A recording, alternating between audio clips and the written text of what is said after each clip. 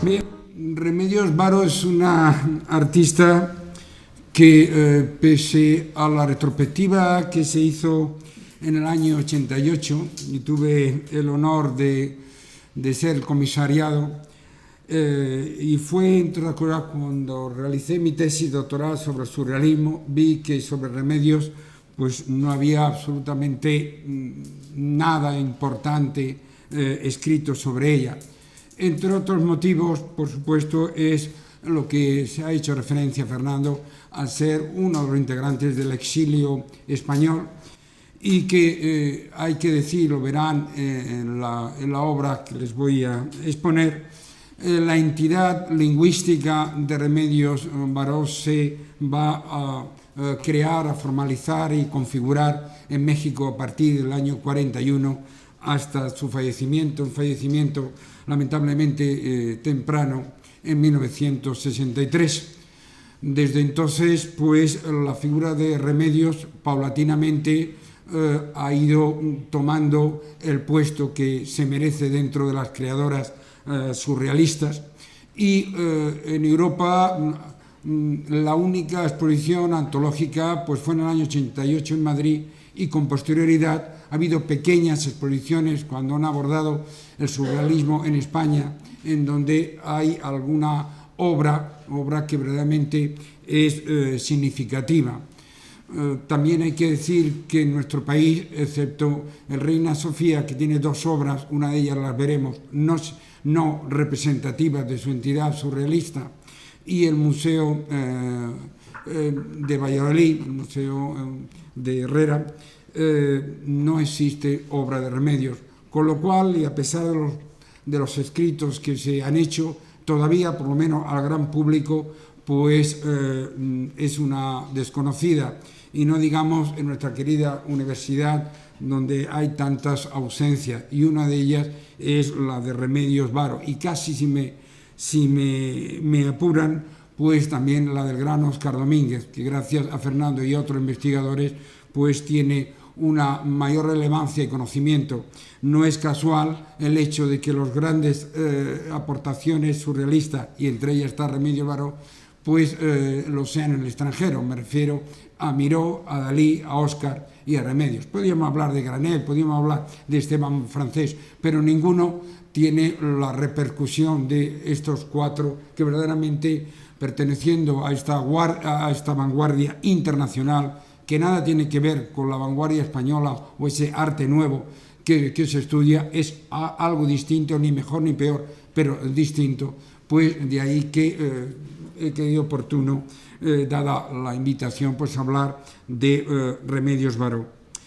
Remedios Varo es una artista enclavada, y perdonen ese sentido que tenemos de etiquetar los historiadores y de sancionar, pero para situarnos dentro de un surrealismo verista, como Dalí, como Óscar Domínguez, más o menos, como René Magritte o Paul Delvaux, pero es una surrealista, diríamos, y de ahí su personalidad y el verdadero interés, que tiene un lenguaje y sobre todo una poética, de tal manera que a Remedios sus obras, antes de entenderlas, con su gran carga iconológica, o sea, simbólica, independientemente de su iconografía, se la siente y tiene un atractivo especial. Luego, a medida que se la estudia, se la contempla, pues al mismo tiempo se la puede ya apreciar. Pero de buenas a primeras es una obra que no pasa desapercibida. Como he dicho antes, la obra de Remedios Varo, desde un punto de vista de la trayectoria vital, está claramente definida. Hay un periodo que es del año, diríamos, de los años 30, basado en una fecha que marca, diríamos, una inflexión dentro de un surrealismo nacional, que es la famosa exposición lógico-fobista en las llibrerías de Cataluña, precisamente donde trabajó el padre de Cirlot, Juan Eduardo Cirlot. A partir de ahí, y después, cuando marcha con Benjamín Paret en el año después de la Guerra Civil, y se afinca en París hasta el año 41, que va a México, pues hay un periodo europeo, un periodo que, como verán clarísimamente, su obra no tiene todavía una identidad, que es lo importante para mí de un artista, que tenga un lenguaje, que tenga una personalidad, que al ver su obra dice, esta obra es producto de esta creación totalmente individual. Entonces vamos a ver una dicotomía clarísima entre la obra realizada en Europa, aunque evidentemente hay algunos atisbos que ya están anunciando, tanto desde el punto de vista temática como desde el punto de vista iconográfico, lo que va a ser su gran obra y gran desarrollo en México, sobre todo a partir de los años 50, fíjense que es casi una década, diríamos, son 13 años, ¿no? Lo cual no quiere decir que no haya pintado, pero desde el año 41 hasta el año 53 las obras que realizó no son muchas y además no tienen el peso específico que luego vamos a ver. Bien, quiero empezar por dos citas que me parecen oportunas y pueden, diríamos, servir de introducción. Una de ellas es de Odilon Redon. Odilon Redon, como vamos a ver, es uno de los pintores más reivindicados por los surrealistas, ¿no?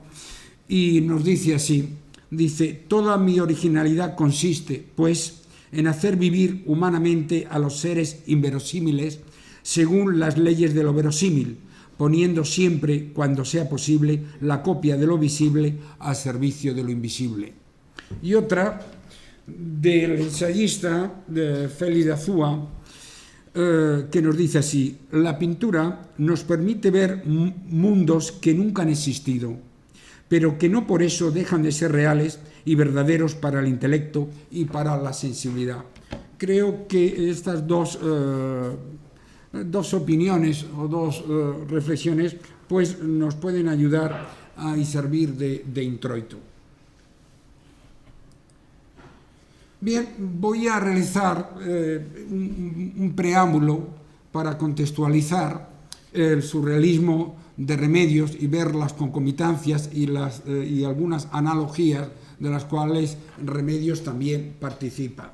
Lo he puesto en un principio como el sueño pintado. Por supuesto, uno de los antecedentes, en realidad es el padre de la modernidad, es Francisco de Goya. En este conocidísimo por todos capricho, El sueño del Arzón, producen monstruos, como pueden apreciar, es un autorretrato, pero diríamos un autorretrato abatido, una visualización onírica del sueño en donde es acosado por una serie de animales de la noche y al mismo tiempo por un hipnóptico lince que le está mirando atentamente, algo que en otras composiciones el gran creador aragonés volverá a realizar. Tanto los caprichos como los disparates son unos antecedentes clarísimos del surrealismo. En este caso, disparate volante, como pueden observar, es raptada una mujer por un animal un tanto también fantástico. Una obra que a mí personalmente me recuerda algunas composiciones de Colvin un tanto turbadoras. El anterior artista, que es un eslabón entre el romanticismo finisecular del siglo XIX y la modernidad del XX, como he dicho, sumamente apreciado por los surrealistas, nos da esta composición, que es una composición muy significativa, y es el hecho, si observan, esta cabeza emergente, se nos ofrece con los ojos cerrados. Es un detalle nada gratuito y muy revelador, puesto que nos está apelando el sueño. Y el sueño es el estado del inconsciente donde no hay censura, ninguna censura moral, y donde todas las pulsiones, sean sexuales, sean nuestras obsesiones, sean nuestros secretos, vuelven. De tal manera que es, diríamos, ese mundo surrealista tan apreciado por todos aquellos que siguieron las normativas de André Breton. Esta portada diseñada por Man Ray. Man Ray, saben que este artista norteamericano se le puede considerar como una especie, si me permiten, como el periodista de los surrealistas, entendiendo el concepto de periodista o el cronista desde el punto de vista visual más importante. Casi todos los surrealistas, y no solamente surrealistas, pues fueron retratados por este gran artista y gran fotógrafo que además era pintor. Bien, si se fijan, esto es una composición y realiza una suerte ingeniosa de passepartout compuesta por una serie de personajes que no son más que escritores, pintores, todos surrealistas, pero con un detalle, y es que todos tienen los ojos cerrados. O sea, todos están en una situación de trance, todos están soñando, y para eso se complementa una especie de jeroglífico de Magritte. No veo a la mujer en el bosque, puesto claro que están evidentemente obsesionados con esta idea.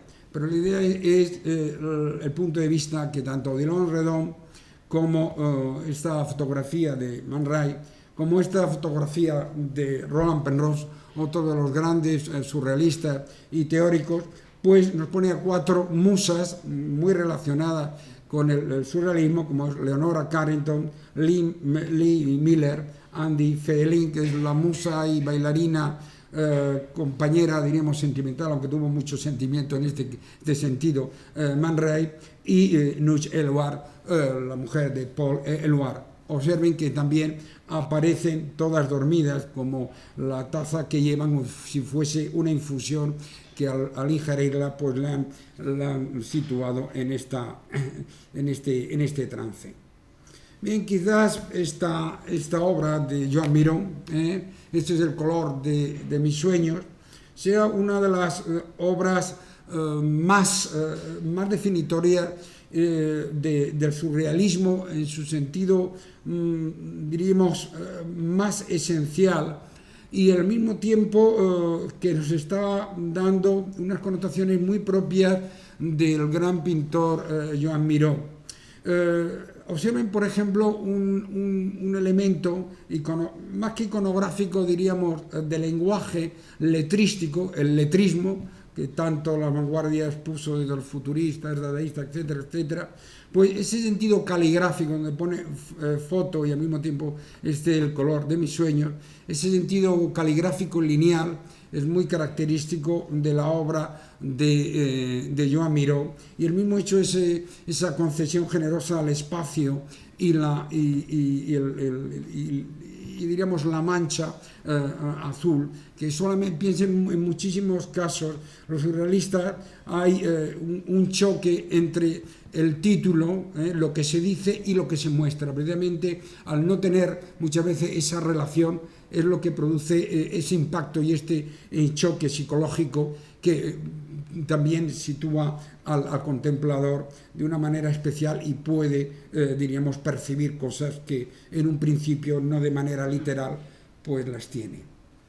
Paul Delvaux, artista belga, generalmente, diríamos, sus personajes son femeninos, y en este caso quizás sea una de las obras, de ahí que la haya elegido más interesante, no solamente porque el título ya revelador, es Sueño, sino que observen que nos presenta es el mismo personaje visto dos veces, como si pusiera el estado de vigilia y el estado de subconsciente en un paisaje muy propio de los surrealistas, desolado, árido, esa infinitud que desubica, y con esa situación de edificio, diríamos, un tanto clásico como él realiza de las calles de Bruselas, ¿no? Esta obra también muy conocida, El sueño, que no es más que un retrato, un autorretrato de Salvador Dalí, como el que tienen ustedes quizá el cuadro más famoso y representativo, El gran masturbador, en donde, como ven, esta enorme cabeza flácida, como es su manera de formalizar algunas cosas y con un difícil equilibrio por estas muletas.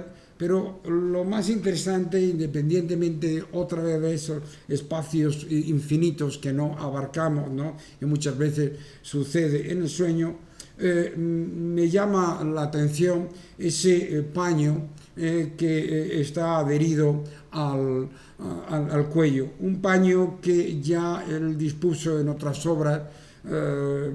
Si recuerdan 6 apariciones de Lenin en un piano, pues el personaje que está de espaldas tiene esta especie de paño que es algo absurdo. Y luego también en la película Un perro andaluz, pues también el personaje, el ciclista, también aparece. René Magritte, otro de los grandes surrealistas belgas, y dentro diríamos, de lo convencional figurativo, Te Durmiente Imprudente, nos presenta también una obra muy característica suya, una serie de objetos a manera de jeroglíficos inconexos, adheridos, diríamos, sobre una masa un tanto blanda, como impronta, y el personaje en la parte superior, como si visualizase estos elementos, que son elementos muy comunes, la manzana, el bombín, la vela, dentro de la iconografía magritiana. Y este es el fotograma de un chien andaluz.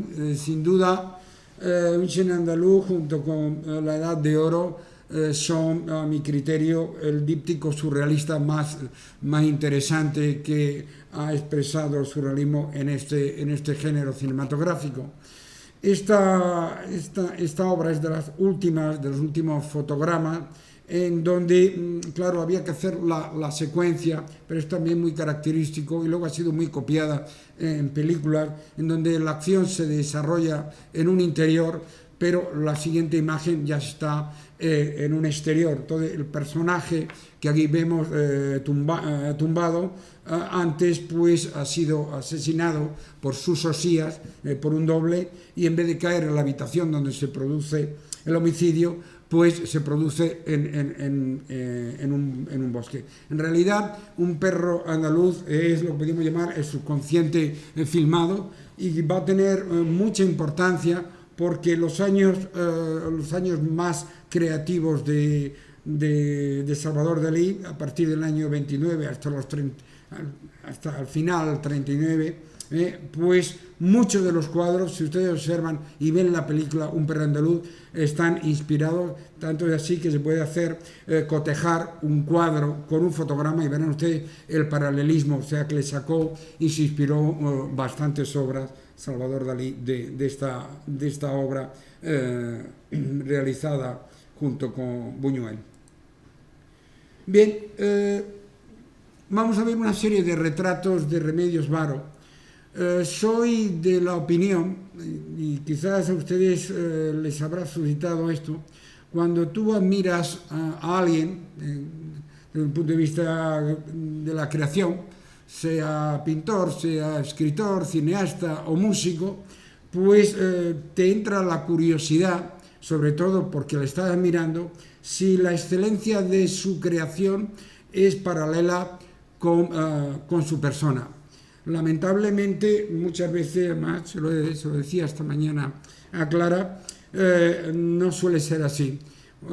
Hay esa, diríamos, diversidad, de que conoces a personas que realizan una obra excelente, y luego cuando los tratas, pues diríamos que deja mucho que desear. En el caso de Remedios, pues no es así. Lamentablemente yo no la conocí personalmente, pero los que han escrito sobre ella, los que han hecho una semblanza, y sobre todo por su pintura, una pintura que no verán nunca, contrariamente a lo que hacen la mayoría, o el surrealismo como constantes, donde la violencia, el horror, la sexualidad explícita, el crimen, eso no está en la obra de Remedios, con lo cual, diríamos, le acentúa su personalidad.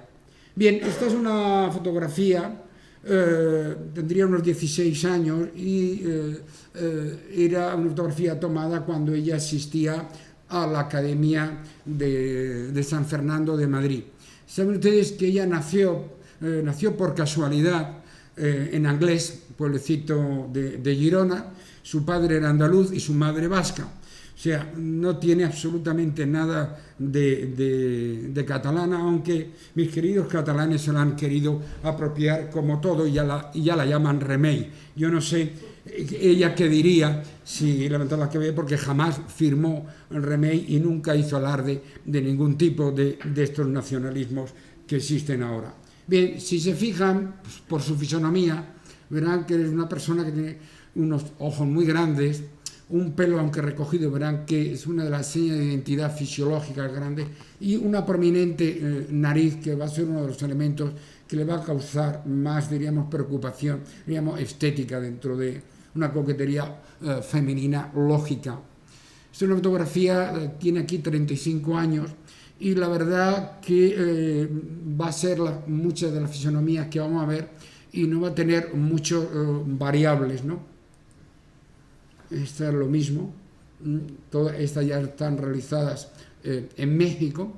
Ver que no es, los atractivos y los gustos son totalmente subjetivos y personales, y pese a no ser una belleza espiritual, que ya es espectacular, pero evidentemente tiene, digamos, cierto encanto y era muy atractiva, de ahí también su diversa vida sentimental.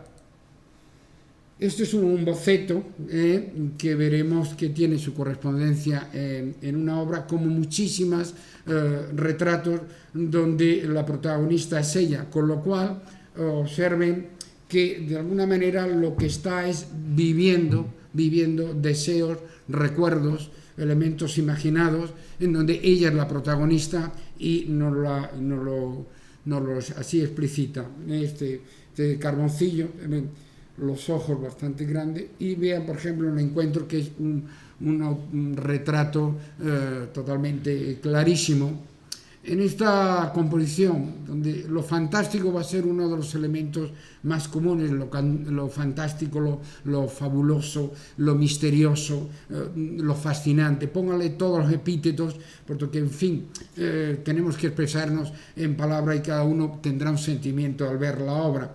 Pero si se fijan en qué es lo que está haciendo, o sea, las tareas de los personajes de Remedios Varo son muy interesantes, ¿no? Y este personaje, como ven, no pretendo ni mucho menos explicar.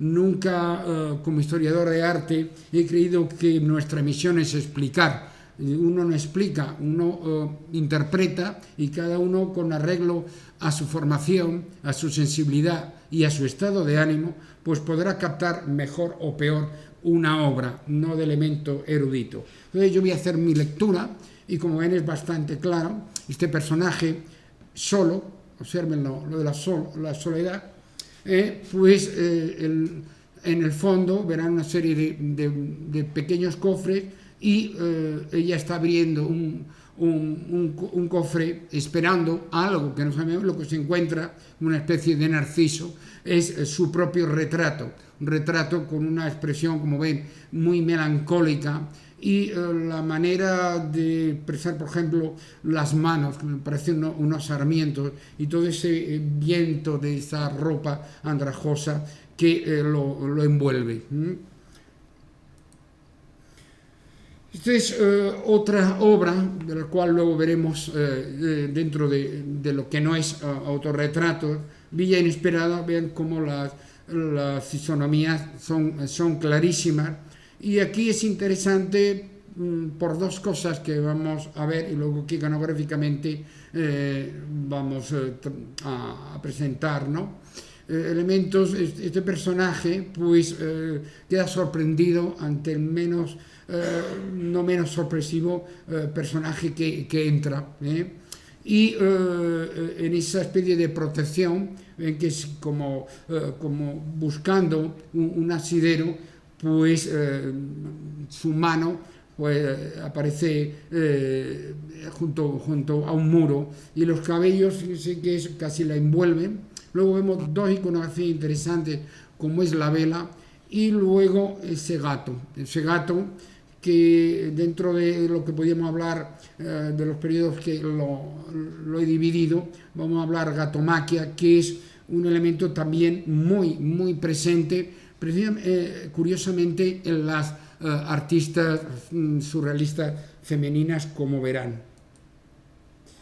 Vean, esto forma parte de un tríptico excelente, La huida, en donde aparece también ella, pero ahí también hay unas concomitancias biográficas. Casi todos los artistas, inconscientemente o no, abstracto o no, siempre hay un pozo, igual que en el escritor, de elementos y experiencias, ¿no? Ella se educó en un colegio religioso y, bueno, el ansia de huir, de escapar a todas unas normas, aquí está representado, lo presenta muy estilizada, con un pelo igneo, y es interesante porque en esta curiosa, diríamos, movilidad y medio de transporte que vamos a ver, pues aparece unida a su novio, a su amante, a lo que quieran ustedes, pero dentro de una magma que conduce a una gruta como un espacio místico, gruta como un espacio secreto, mágico, recuerden, desde los cuentos fabulosos, desde las composiciones de la princesa y el dragón, me estoy acordando de la composición deliciosa de Paolo Uccello, etcétera, etcétera. Y aquí diríamos un autorretrato donde de alguna manera quiere exorcitar, hacer un ejercicio a través de esta obra que está llena de ironía, pero es un tanto un exorcismo, en donde, como ven, esta persona acude al cirujano plástico. Es interesante también como en el escaparate aparece un desnudo con múltiples pechos, que a mí me recuerda a la Venus de Éfeso, ¿no? A la diosa de Éfeso. Estas prótesis que de un tiempo a esta parte son bastante frecuentes, sobre todo en el mundo hispanoamericano. Pero la nariz, ¿no? El apéndice nasal, pues, y aquí, bueno, en este retrato creo que es bastante evidente esa preocupación. Vamos pues al periodo europeo, al periodo hispano-francés, y como es bastante habitual, los artistas, la mayoría, ¿no? Estos de la época, por supuesto, de la Academia de San Fernando, pues tienen como modelos a los seres más cercanos, empezando, como no, a sus familiares. Esta es su abuela vasca, Josefa Falgelbo, y como ven tiene también un apéndice bastante relevante, ¿no? Y una mirada un tanto enérgica, ¿no? Esta es Ignacio Uranga, su madre es un carboncillo, en donde se ve ya sus cualidades, que lo vamos a ver demostrado en casi todas las composiciones para el dibujo. Y este es el último, diríamos, amor sentimental, Walter Grant. Walter Grant era una estupendísima persona, y desde el punto de vista de la creatividad de Remedios tuvo mucho que ver, porque fue una persona que le impulsó a trabajar. Era un austríaco exiliado en México, que se hizo el solo y de alguna manera, diríamos, se hizo un hombre de posibles, como decían los antiguos, gracias, vean ustedes, el espíritu tan interesante. Abrió en México trabajaba al principio en una gasolinera, y se le ocurrió que mientras los clientes iban a apostar gasolina, pues de música de fondo pusiera al dueño música clásica. No olvidemos que es un austríaco. Y bueno, tuvo tanta respuesta positiva que luego, con posterioridad, él abrió la sala Margolín, y bueno, tuvo también un gran éxito. Y este hombre emprendedor es, diríamos, fundamental para comprender la obra de Remedio, en el sentido de animarla a realizar su obra. Este es uno de los pocos retratos que realizó, Juan Martín fue el galerista. Miren que Remedios realizó muy pocas. Esta es la segunda exposición, en el año 60, ya murió en el año 63, y Juan Martín nos lo representa, como ven, ataviado como si fuese un cortesano renacentista.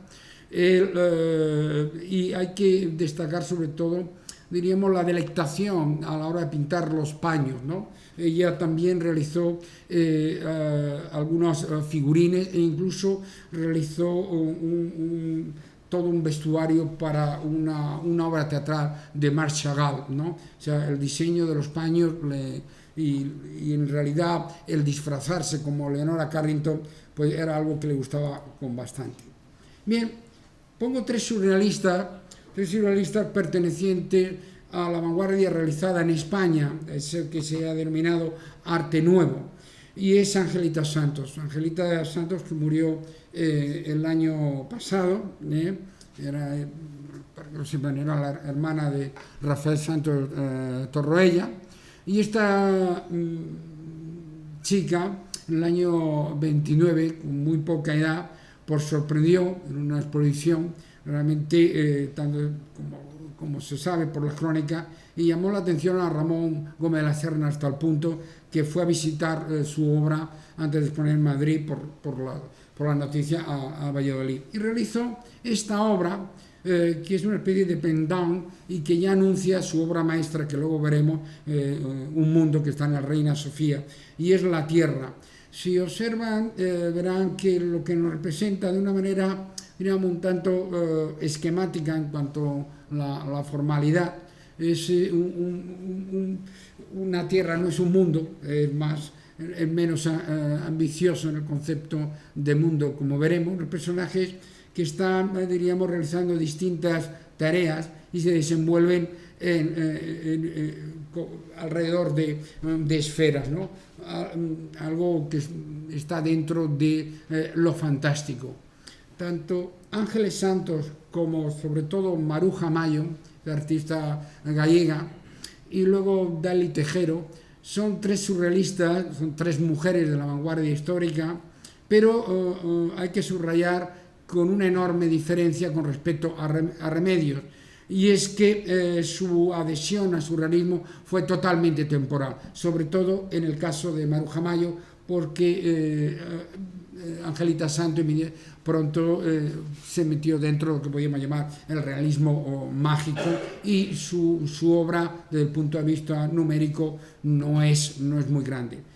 Con respecto a Maruja Mayo, este personaje que ya de por sí ella diríamos una surrealista viviente, pues realizó una serie de obras, sobre todo las que están dentro de esa serie de cloacas, en donde cloacas y campanarios, ¿no? En donde nos presenta, como pueden ver, un mundo donde la putrefacción, donde lo cadavérico, lo de desecho, pues el detritus, algo que ella se inspiraba en los suburbios de Madrid, que a veces iba acompañada con Alberto Sánchez o Benjamín Palencia, y se inspiraba y realizaba este tipo de cuadros. Ella llegó a exponer en la Galería Pierre Loeb, incluso André Breton le adquirió una obra, y diríamos que es un surrealismo corto pero intenso, pero que a partir los años 30 luego ya migraría también a Sudamérica, creo, concretamente a Argentina, pero ya realizaría otro tipo de obra. O sea, que el surrealismo femenino, como digo, desde el punto de vista de las pintoras en España, fue muy pequeño. Todavía es mucho más difícil esta artista de Valladolid, amiga de Remedios, amiga de Óscar Domínguez, que estuvo en París, pero su obra ha desaparecido, su obra se ha perdido, y lo único que podemos tener testimonio es estas ilustraciones que forman parte de unos cuentos para niños, ¿no? Unas brujitas, en este caso de una canción titula Pitocha, y que, bueno, como nos ofrecen este personaje encapsulado, como algunos que vemos en el Jardín de las Delicias del Bosco, y aunque no se aprecie, pues empleó también la técnica del frotar, porque como digo, conoció también a Óscar Domínguez, pero luego ya en los años 50 su itinerario corrió dentro de la abstracción y expuso además en la célebre exposición en el año 53 sobre los abstractos, ¿no? Es una artista que merece una investigación en profundidad, pero se encuentra uno con el problema de que la mayoría de las obras pues se han perdido, como acontece en muchos autores, sobre todo obras realizadas en los años 20 y 30.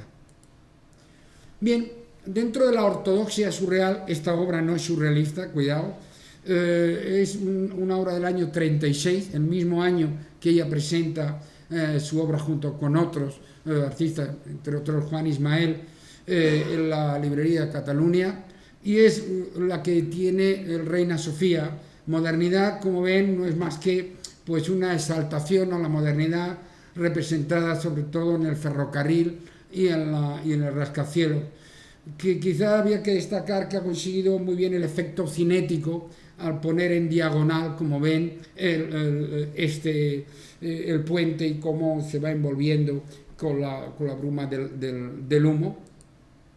Este famosísimo dibujo, que hasta hace muy poco era repetido en todas las cuando se hablaba del surrealismo español, y que perteneció a Rafael Santos Torrella y que se presentó en Madrid, esta composición del año 36, en donde de alguna manera algunos elementos como esos personajes antropomorfos con las alas, pues se acerca a lo que al que luego va a ser su arte, y que lo podemos comparar con otro, los surrealistas, el catalán Artur Carbonell, en estos troncos cercenados y que tienen, parece, un movimiento inquietante y orgánico, y siempre situados también en un espacio infinito donde no hay un límite. En el otro dibujo vean que es exactamente igual, y esa mano que surge telúricamente, ¿no? Esta obra, muy interesante, Los ojos sobre la mesa, una obra muy paradójica, que si observan, bueno, el ojo es un icono dentro del surrealismo, como saben, representa esta especie de tablero flotante en un espacio también tanto ambiguo, no se sabe si interior o exterior, donde las órbitas están fuera y hacen una especie de complicidad automirándose, ¿no? Y la montura tiene las pestañas, algo que yo he puesto como analogía la obra de Marcel Brien, imposible de encontrar evidentemente, o en este poema visual de Joan Brossa. Y esta la obra está en una colección de París, en donde podemos hablar que es auténticamente surrealista en el sentido más convencional y ortodoxo, pero por supuesto aquí no está para nada Remedios Varo, no tiene su identidad. De haberse seguido por ese camino hubiese sido una surrealista, pero hubiese sido otra más de las tantas. Por otra parte, tiene algo que yo destacaría, que es de las pocas donde la agresividad, que he dicho antes, que no aparece, esto es de la que yo conozca, es la única composición donde ven una persona además, si ven, diríamos, de una ambigüedad, porque tiene pierna de mujer y el resto no parece que de hombre, y un inmenso insecto, pues le está cercenando el cuello, y esas órbitas y esa mano flácida. Sí, es una obra un tanto inquietante, pero que a mi parecer, por supuesto, sabemos que es de Remedios porque está firmada, pero ahí no está los Remedios que vamos a ver y vamos perfectamente a distinguir. Remedios, independientemente de una formación, diríamos, canónica en la Academia de San Fernando, pues va a abordar todas las técnicas surrealistas. Este es un fotomontaje sacado de una revista de moda que presentaba Medias de Oro, y nos realiza esta fusión recortada que nos da, por supuesto, lecturas inverosímiles y absurdas, y precisamente eso es lo que nos atrae. o este cadáver exquisito, una de las modalidades diríamos, de trabajo colectivo o en colaboración, donde, como ven, está firmado Esteban Francés, Marcel Jean y Remedios Varo. Supongo que, y además con un título, como ven, que nada tiene que ver a su representación. Quiere conocer las causas de, en donde, como saben, el cadáver exquisito, que se toma así por el nombre de una escritura automática en donde una persona empezaba una palabra y terminaba otro, pero sin saber lo que había escrito, pues esto pasa al elemento gráfico. Y este tipo de juegos surrealistas, que eran muy aficionados, como el juego de Marsella, etcétera, pues Remedios, integrada totalmente ya en el grupo de la mano de Benjamín Peret, pues va a realizar y a cultivar. O talleres vegetales, una obra que verán que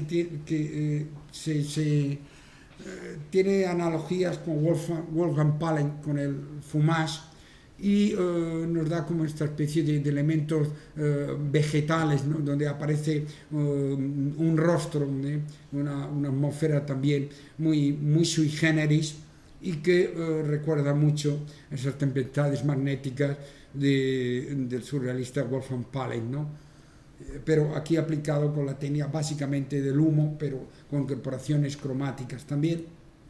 Y estos sueños de tinta, que no es más que las manchas interpretadas, una mancha interpretada en donde aplica la técnica de Rocha, que, como saben ustedes, es poner tinta en un papel, plegarlo y abrirlo, y entonces aparece una mancha muy simétrica, como se puede ver, y de manera de terapia médica, pues qué es lo que ve usted ahí, pues sacan sus deducciones los psiquiatras, etc. Bien, esta técnica de mancha interpretada, Remedios la va a cultivar, como ven en esta mujer espíritu de la noche, en donde a partir de esa técnica Rocha, luego ella incorpora, ¿no? Enriquece con este ser. Y aquí tienen el 3 de Rocha para que vean la similitud clarísima. O, bueno, da apuro hablar aquí de Óscar Domínguez teniendo a Fernando y teniendo la magnífica exposición, pero una de las grandes aportaciones de este gran canario, pues la de calcomanía, este juego del azar, muy parecido al frotat, que Óscar Domínguez pues realizó como pocos, y en muchos casos, bueno, como sabe Fernando, adelantándose a Max Ernst, ¿no? O sea, todos son muy conocidos por ustedes, ¿no? Otra composición ya en México, en donde la técnica de Rocha aparece claramente, y vamos a ver seguido que aborda la figura, lo que yo he llamado la gatomaquia, que va a ser uno de los elementos que aparecen más frecuentemente en sus composiciones. Aquí tienen una fotografía de ella con un gato. Era muy amante de las plantas y de los gatos, tenía varios gatos, lo mismo que Leonora Carrington o Theodora Tanning, y Leonor Fini, todas eran, diríamos, gatunas, ¿no? Les gustaba mucho el gato, como van a ver, y aparece en su obra. Es una obra muy interesante, el gato del hecho, esa metamorfosis en vegetal, ¿no? Y sobre todo luego la comparación de Wolfgang Palen de Silla de Hiedra, en donde ha perdido su funcionalidad ergométrica y la ha convertido en un elemento orgánico, algo así como el puppy de Yves Combs, el perrito que está enfrente del Guggenheim, pero esta, diremos, tiene más sabor, ¿no? Por lo menos para mí, para eso le he puesto el paralelismo, ¿no? O en este detalle, la gatomaquia que hemos visto, observen el gato está configurado a base de hojas, de leche. El periodo mexicano, que es el verdadero de la creatividad de Remedios, en donde aquí saben que a partir de la Segunda Guerra Mundial hubo una migración fertilísima, tanto para México como para Estados Unidos, de intelectuales, de de creadores, de arquitectos, etcétera, ¿no? A México acudieron muchos, sobre todo de centro europeo, y uno de ellos fue Günter Grasso. Este cuadro, un cuadro con connotaciones, diríamos, biográficas de Günter Grasso, que pertenecía a la colonia, diríamos, centroeuropea, y en donde está recordando, porque la calle Barreda era donde vivía Leonora Carrington, y muy cerca también, pues, Benjamín Peret y Remedios Varo, en donde en primer plano, como si fuese una esfinge, perdón que no he traído el puntero, pues aparece ella con un antifaz y con unas máscaras que son un gato. Y en el lado opuesto, ahí, Leonora Carrington, una especie de mandrágora, y bueno, son referencias, aparte de toda una serie de objetos y elementos heteróclitos. Incluso está un autorretrato en esta cajita de Günter Grasso. Son obras de la colonia americana. Y esta boda de Leonora Carrington con Weiss Chiqui, que era un fotógrafo, donde pueden ver el primer marido de Remedios, Gerardo Lizárraga, un navarro que estudió con él en la Academia San Fernando, pero su matrimonio duró un año, ¿no? Como los de hoy, ¿no? Luego está Leonora Carrington, está Benjamín Peret, y aquí, pues, Remedios Varo, ¿no? Y Wolf van Palen.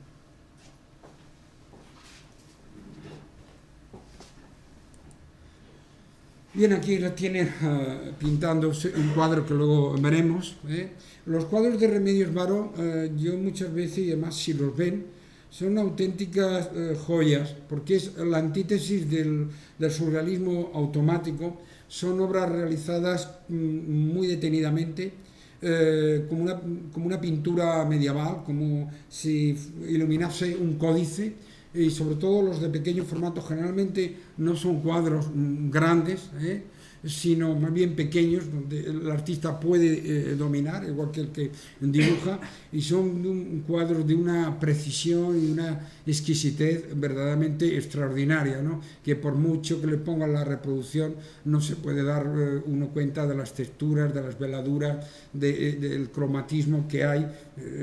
Podríamos hablar de una perfeccionista. Y aquí tiene Leonora Carrington, que, como veremos, es una especie de hermana espiritual. Llevan vidas paralelas, que no quiere decir iguales, y tienen muchísimas afinidades y fueron grandes amigas. Saben que Leonora Carrington pues falleció hace poco, y además hay un documental bastante interesante que evidentemente alude a su amistad con Remedios Varo, ¿no? Y verán que hay unas connotaciones estilísticas bastante grandes. Esta obra de Leonora Carrington es interesante porque el personaje que aparece encima de esta casa, una casa muy, diríamos, muy imaginativa, pues no es otra que un retrato de Remedios, que está ataviada a la manera de dama de finales del siglo. Y he dicho antes que les gustaba tanto a ella como a Remedios, pues, disfrazarse mucho, ¿no? Dos obras que también hay, como ven, afinidad. Leonora Carrington, que saben que estuvo en España, estuvo además en un sanatorio de Santander, y huyó con Max Ernst o con otras personas, pues tiene intereses comunes: el mundo cosmológico, esotérico, de las ciencias ocultas, de lo cabalístico, de lo misterioso. Las dos lo cultivaban. La faceta literaria es mayor en el caso de Leonora Carrington, escribió por ejemplo La Dama Oval o La Magia de los Mayas, y en cambio Remedios, pues como se ha estudiado, pues quizás el texto más importante fue lo de Homo Rodans, y luego toda una serie de obras, de cartas a su hermano Rodrigo, que en muchos casos eran, diríamos, descripciones de cuadros que no sabemos si antes fue la palabra o fue, diríamos, consecuencia el dibujo de lo que, el comentario, ¿no? Vean que hay similitudes estilísticas, ¿no? bastante, y hay toda una serie de detalles y de pormenores, desde el armario abierto con las nubes, algo bastante magritiano, luego esta metamorfosis de las manos en sillón, ¿no? Y en fin, elementos muy comunes, igual que esta obra también de Remedios, que es el robo de la sustancia, ¿no? Entonces, personajes, ¿no? sin cuerpo, como personajes sin atributos, también es muy característico de alguna de su obra, y también es una obra que, bueno, a mi parecer tiene más esta especie de reunión de chamanes, más de Leonora Carrington, pero bueno, ¿no? Y ahí se ha empleado también la de calcomanía y el frotage, lo que pasa es que no se puede apreciar. Esto es también una obra, como ven, muy característica de Leonora Carrington, y entran dentro de esa, diríamos, atmósfera, participan de este sentido mágico, sentido... y esta norteamericana, esta italiana, Leonor Fini, también un mundo de ensoñaciones, ¿no? De personajes que están levitando, se van sucediendo como diversos, diríamos, aspectos, o la norteamericana Tanning, ¿no? Es una obra más turbadora, ¿no? No sé, que sepa, en España nunca se ha hecho una exposición ni colectiva de esta artista norteamericana, que es muy interesante, así como de la argentina Leonor Fini. Sí que ha habido obras, ¿no? E incluso hay coleccionistas que tienen de Tanning, ¿no? Empezando por el propio título, ¿no? Una noche de música para estas pequeñas que, como ven, están en un especie de corredor, y que están amenazadas por este gigantesco girasol, con una posición tanto sensual y sugerente, erótica, etcétera, una turbadora, ¿no? Son tres afinidades. Bien, Remedios Varo, hasta los años 50, pues, como he dicho, no es que dejase de pintar, pero lo que realizó en muchas ocasiones, como en este caso, lo que Luis Buñuel decía, las películas mexicanas, algunas, ¿no? No estoy hablando de Los Olvidados ni de Nazarín, que son obras maestras, por citar algunas, eran obras alimenticias para comer, ¿no? Pues ella trabajó para los laboratorios Bayer, y realizó este tipo de publicidad, en donde, como no, hay elementos de la iconografía surrealista, y sobre todo la atmósfera, otra vez los ojos y esa vela y esa especie de insectos transparentes, ¿no? Que nos hablan de este insomnio, que algo también en esta colaboración del poeta Paul Nogués y René Magritte para la Maison Samuel, una casa de turistas, en donde Magritte nos ofrece esta ilustración, que, como ven, el personaje, pues la ubicación está en una gruta, ¿no? Y contrariamente a lo que podíamos suponer en esta puerta, y bueno, ataviada, ¿no? muy propia de los años 20. Ella realizó, junto con su hermano Rodrigo, una expedición a Venezuela. Su hermano era científico, y contra el paludismo, por eso nos pone este gigantesco anofles, ¿no? en este pantano, ¿no? Pues realizó trabajos, diríamos, de encargo, pero sinceramente para vivir, ¿no? De la misma manera que, bueno, la mayoría de los artistas, pues han hecho carteles y afiches de publicidad, y Dalí, sobre todo, carteles para Francia, en esto de los ferrocarriles, donde, bueno, pues hace, diríamos, una referencia a su famosa estación de Perpiñán, con el Ángel de Mileto, de una serie de iconografías que él va repitiendo. Bien, es aquí, vamos a ver una serie de obras donde verán que el estilo de Remedios aparece de una manera muy clara, y entonces diríamos que no se parece más que a ella, ¿no? Aunque puede haber semejanzas, como con otras artistas, sobre todo con las que he dicho antes, ¿no? Con Leonora Carrington sobre todo, ¿no? Donde utiliza también la técnica de mancha interpretada, también el frotat, y observen que hay dos tratamientos distintos. Esta especie de magma y de nebulosa que rodea al personaje y la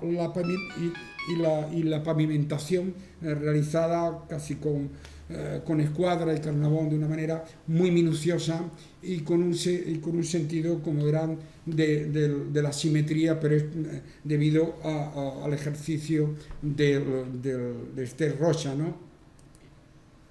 Esto es uno de los cuentos que, bueno, es una tarjeta que ella regaló a Juan Soriano, un pintor mexicano, que es una historia, ella tiene... también tiene cuentecitos, y esto ha sido, perdona tu nombre que lo has estudiado tú, dilo, Isabel. Pues bueno, la historia en síntesis es que este tal Ángelo Mephistos pues inventa un modo ingenioso de afilar cuchillos para mejor cercenar cabezas, y luego el personaje él mismo va a morir, diríamos, cercenado, el mismo que él que inventó la guillotina. Bueno, es una tarjetita así, pero bueno, ya vemos, diríamos, el carácter también un tanto fantástico. Aquí tenemos una obra como otras muy representativa. El relojero no es más que una alusión al tiempo, una de las obsesiones del hombre, ¿no? El paso del tiempo, y con unos elementos, porque estos cuadros le pasa como la pintura flamenca, y cuando he aludido a la pintura flamenca, pues no lo he hecho de manera gratuita solamente por la técnica. Muchas tablas flamencas son más interesantes el segundo plano que el primero, por lo que cuentan y cómo lo cuentan, ¿no?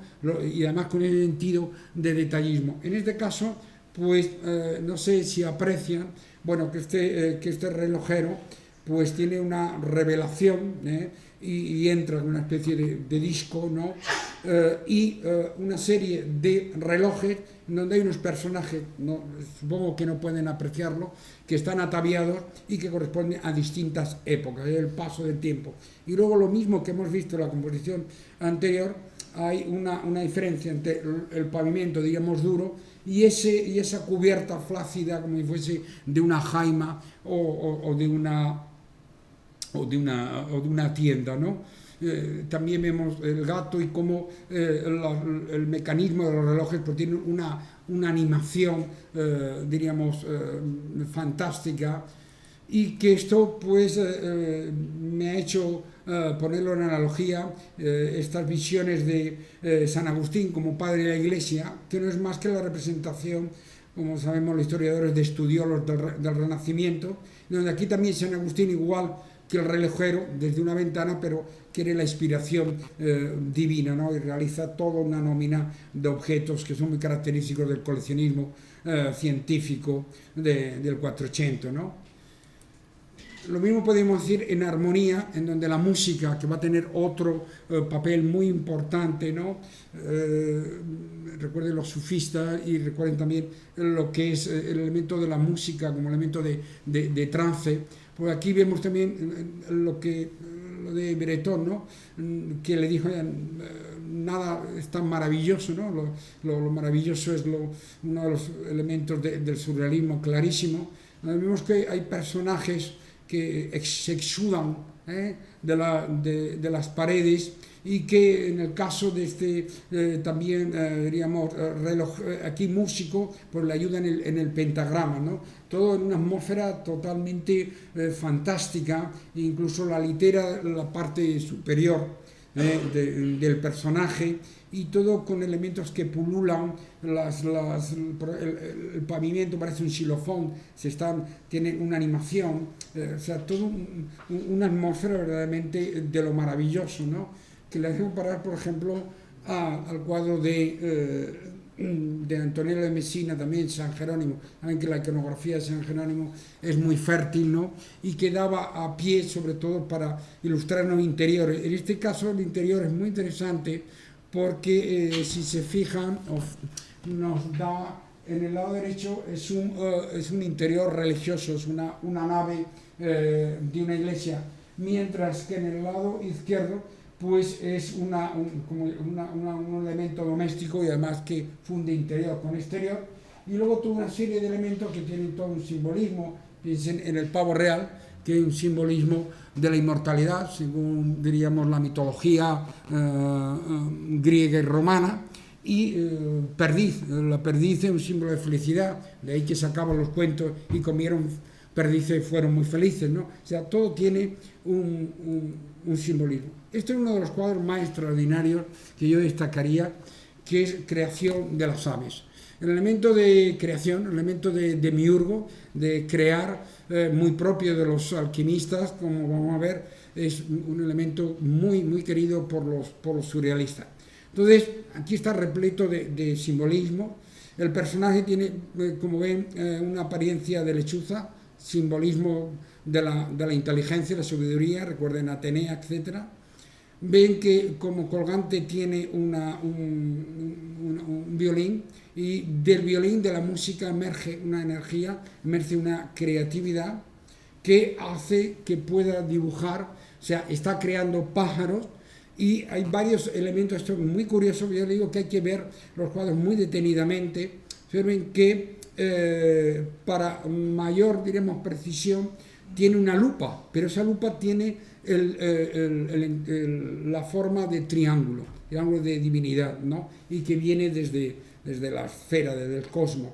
Y luego esta especie de retorta y probeta, pues lanza unas gotitas de colores diferentes, que no es más que los colores primarios, amarillo, rojo y azul, esos colores tan empleados por Joan Miró. Y como las ánforas en la esquina pues tienen, diríamos, sus alimentos, empiezan, diríamos, a vertirse mutuamente. Y también esa especie de retorta son formas ovoides, el huevo también como elemento genético, elemento de creación, está repleto de simbolismo.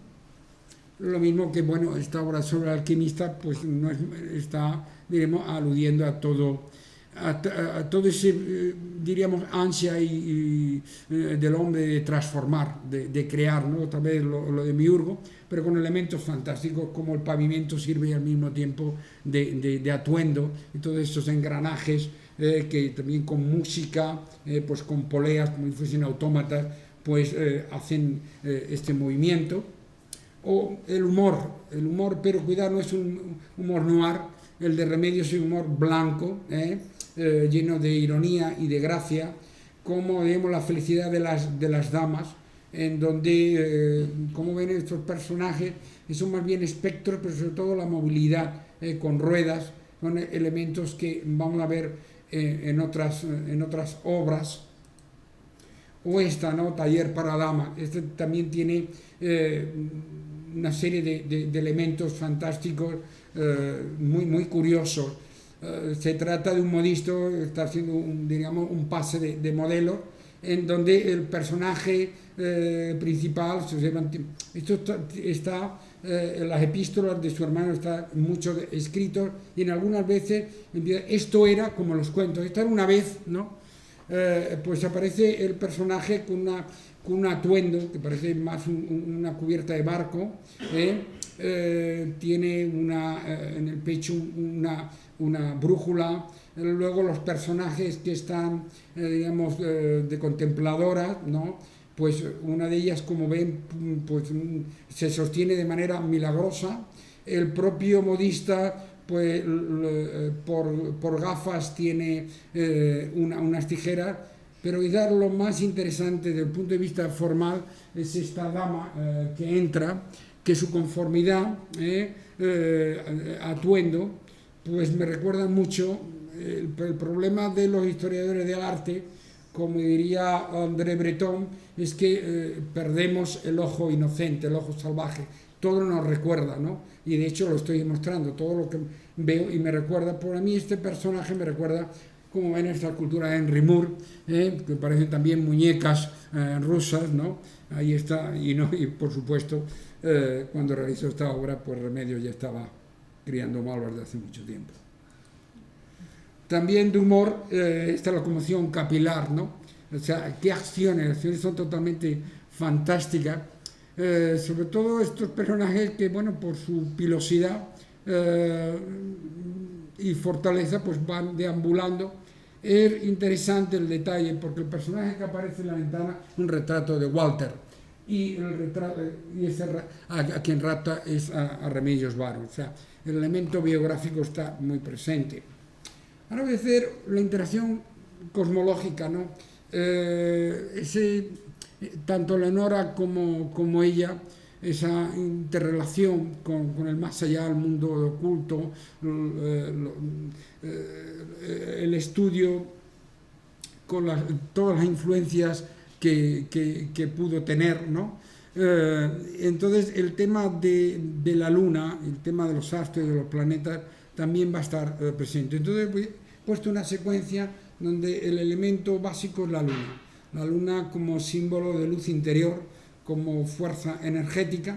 Entonces verán tres, como una secuencia que las he juntado. No es que ella lo dispusiese así, sino que yo he hecho este montaje en el poema El nacer de nuevo, en donde este personaje también aparece, digamos, atraviesa las paredes como Alicia de Lewis Carroll, ¿no? La isla del paraíso. Y está pues atenta a esa luna que se refleja por una oquedad, pero una oquedad diríamos vegetal, que se refleja en esta copa. Aquí en Cazadora de Astros es robar, fíjense, sobre todo independientemente de la resolución estética, ¿no?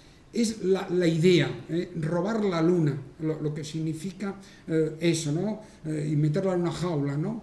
Y es que en vez de cazadora de mariposas, pues caza, como Nabokov, pues astro, ¿no? Y esta también la idea, alimentar, nutrir a la Luna, dar papilla estelar, la propia configuración arquitectónica, y cómo esa éter que está alimentando viene del cosmos y lo tritura con las antiguas máquinas de triturar carne, ¿no? Alimentando a la Luna, ¿no? O sea, es todo lo que ello conlleva y significa.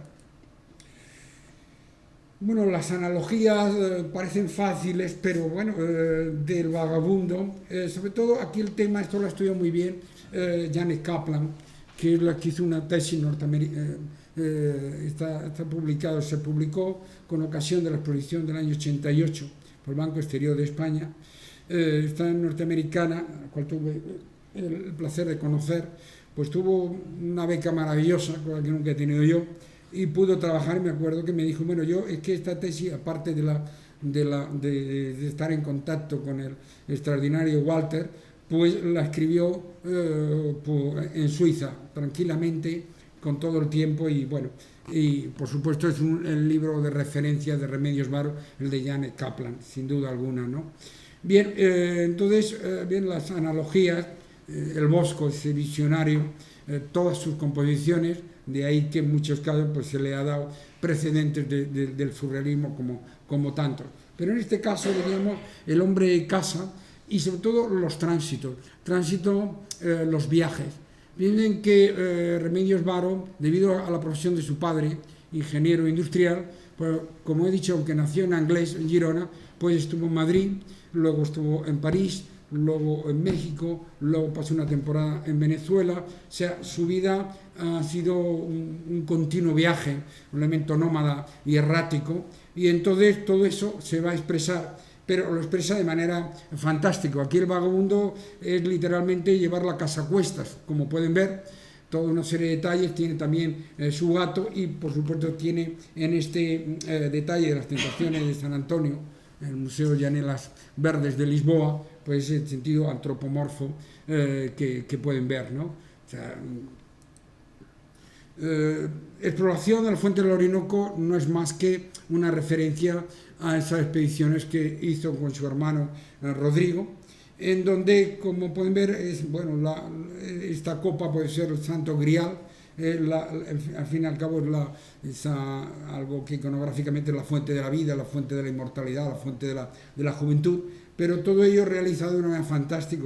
Luego, diríamos que la embarcación no es más que una chaqueta, toda una serie de elementos verdaderamente fantásticos. Pero saben que todos son gratos. No hay esa agresividad ni ese sentido de turbar ni inquietante como en otras obras. Y de este trasmundo, ¿no? Una obra también muy como bueno, el holandés errante, ¿no? Donde no hay personajes. Antes he citado, podríamos hablar del hombre sin atributos porque es solamente un traje. Diríamos el barco pues vaga sin rumbo, además de una manera, fíjense que no hay velas, sino con hélices, un mecanismo muy natural, eólico, y luego esta especie de remolino en donde con detalles parece que los personajes como si hubiesen sufrido diríamos un hundimiento y pues están ahí sumergidos, y la propia diríamos de la sombra, ¿no? Algo inmaterial. Este es el detalle de tránsito, ven ustedes la analogía del juicio final, esta composición que está en el Museo Histórico de Viena, si mal no recuerdo, donde por supuesto estos personajes son producto de la imaginación, estos son evidentes, igual que este detalle, ¿no? Sobre todo el personaje este ornitorrinco, ¿no? Con patines, una imaginación, la del Bosco, verdaderamente desbordante, ¿no? Extraordinaria, que hay que verla también en detalles, entonces descubres cosas estupenda. Esta es otra de las partes, diríamos, en arquitectura. La arquitectura como contexto, tanto urbana como exterior, es muy creativa, y este es uno de los paneles que conformaba ese tríptico de la huida hacia la torre, que también es un recuerdo de, digamos, su etapa de colegial. Todos tienen el mismo uniforme, pero la arquitectura se observa como las celdillas de las abejas en una atmósfera invernal, ¿no? Esta obra, que es la parte central de este tríptico, observen la idea, bordando el mando terrestre, ¿no? Es crear una orografía, crear otra vez el demiurgo, todas muy aplicadas delante, diríamos, del gran maestro, que es una maestra, ¿no? De una retorta alquímica, y van bordando toda la orografía terrestre. Y aquí sí que hago la comparación con la obra, una de las obras más personales del surrealismo español, realizado en la península de Ángeles Santos, esta obra que está en el Reina Sofía, en donde no es la tierra como hemos visto, sino un mundo, una idea mucho más compleja, y nos lo presenta no esférico, sino en cada lado del cubo, toda una ciudad pequeña, y viéndola como si fuese la obra del diablo Cojuelo, y todos unos personajes, sobre todo la idea de los personajes que van, diríamos, a robar, sustraer luz, y van a conformar estrellas, o esa especie de grupo musical de maternidades. Y además tiene una elaboración, parece un cuadro de un formato bastante grande, realmente sorpresivo, y ahí que Ramón Gómez de la Serna y cualquier otra persona, pues, y sobre todo realizado en una edad tan temprana, le sorprendiera realizar esta obra. Y ahí sí que yo encuentro alguna relación. El flautista también es otra obra muy interesante, no solamente por el hecho, ¿no?, realizar una especie de arqueólogo que con técnica de anastelosis está realizando esta suerte de figurat, a veces de elementos fósiles, sino, no sé si lo aprecian, aquí también está la técnica del decollage y del frottage, pero sobre todo el personaje, la cara, está realizada en concha, es una concha aplicada, o sea, materiales que no son propios de la pintura. Recuerda los famosos enconchados de la época colonial, ¿no? Lo ha hecho en 2 o 3 composiciones, realizar conchas como soporte pictórico. Y luego la idea, ¿no?, como diríamos como un jamelín, ¿no? Pero en vez de jamelín más prefiero esta idea de un arqueólogo que realiza elementos, ¿no? Aunque es el medievo, diríamos, la arquitectura medieval la que está muy presente, como pueden ver, esta obra que se encuentra en la Thyssen-Bornemisza, esas arcadas, esos elementos rítmicos, pues son, y el propio carruaje del malabarista. Recuerden que hay una composición del malabarista en el Louvre del Bosco, ¿no? El tema de lo mágico, ¿no?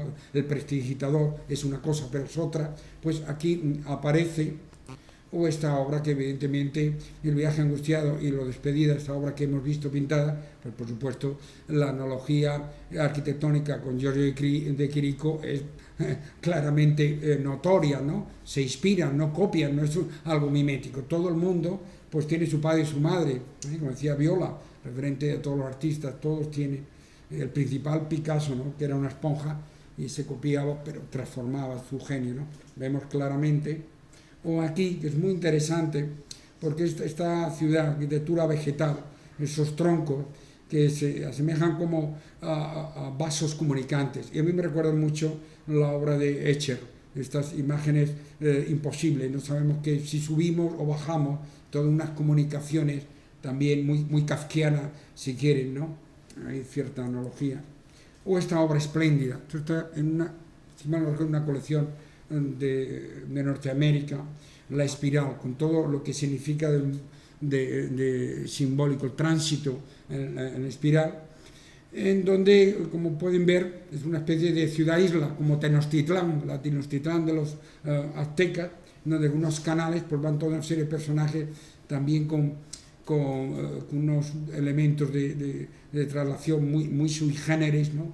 Es como un infinito, una especie de... y tiene el eterno retorno. Hay muchas lecturas se pueden hacer, pero no del punto de imaginativo, porque creo que la Atlántida de Platón, donde nos describe que era una ciudad a base de canales concéntricos, cuyo centro pues estaba coronado por una acrópolis, pues me parece, diríamos, bastante analógica, ¿no? También podía hablar la famosa espiral de Simpson de Yeti, ¿no? Más el lanar, pero la veo más sentido fabuloso y mágico, lo veo más Platón en su Atlántida que ponerla en tránsito en espiral. O esta obra, muy interesante por lo que a mí me ha sugerido de comparación, Las hojas muertas.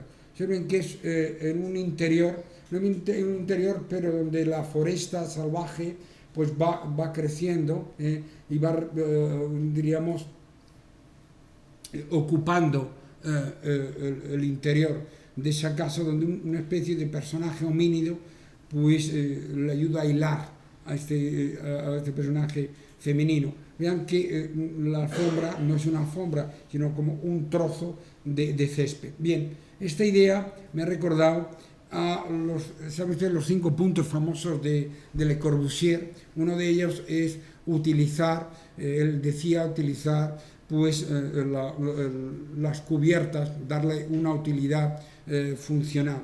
Entonces, un encargo que realizó para un español, un vasco, Carlos Bastegui, una casa de Le Corbusier, pues la terraza, hubo una intervención de Salvador Dalí y la convirtió, como ven, en una estancia un tanto burguesa, con su chimenea y con un espejo que no es un espejo, es simplemente el marco, que recuerda, por supuesto, me recuerda a las obras de René Magritte en Tiempo perforado, donde de la chimenea pues sale una locomotora. Son una analogía, pero sobre todo convertir en una terraza en un elemento vegetal. Siempre el hombre, pues desde los famosos jardines colgantes de Babilonia, siempre ha querido unir naturaleza y arquitectura al interior. Al fin y al cabo, eso lo hacemos como pequeñas alegorías cuando ponemos unas plantas en el interior de la casa.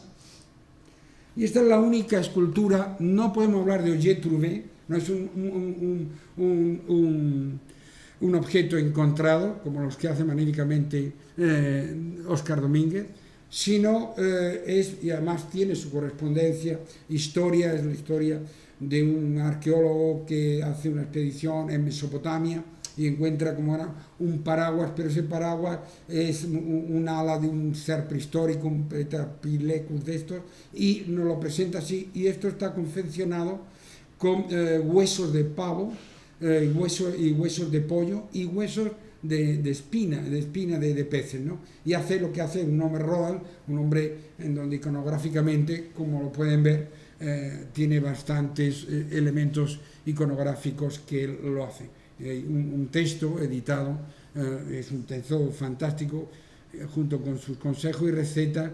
Yo creo que es la obra más creativa, sobre todo porque tiene una unidad y una historia, ¿no? Homo Rodans. Dentro de esa analogía tenemos esta obra de Wolfgang Palen, El genio de las especies, que como ven está realizado con hueso. Es una especie de sinécdoque en el sentido, el hueso, o sea, la parte por el todo, o sea, la muerte, el esqueleto, pero en forma también letal, sugerente de la pistola. Y a mí me recuerda, no sé si han visto la película fantástica del canadiense David Cronenberg, en donde los personajes pues tienen armas que son orgánicas como cartílagos, ¿no? Y ahí diríamos, también podemos hablar de esta afinidad. Y por último, valga la redundancia, el último cuadro de Remedios, Naturaleza muerta resucitando, que es una obra que de alguna manera es una alegoría de regeneración, una especie de, los que se han acercado a ella y lo han comentado, como una especie de autorretrato invisible, podemos decir, y valga la paradoja, en donde, si pueden, observan primero un recinto de una arquitectura también muy medieval, gótica, aparece una mesa, como pueden ver, una vela en el centro y los platos, ¿no? La cubertería pues adquiere una animación que es lo contrario de una naturaleza muerta.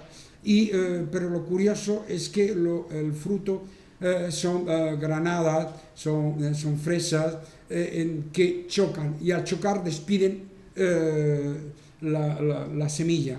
Entonces, como todo, después del caos, toda regeneración necesita morir, como toda semilla, para luego resucitar. Entonces, se ha dado esta interpretación como cuadro, un cuadro magnífico, lamentablemente salió de España y fue vendido por su sobrina, hay que decirlo, y la analogía que existe desde el punto de la idea realizada por Salvador Dalí, Naturaleza muerta viviente.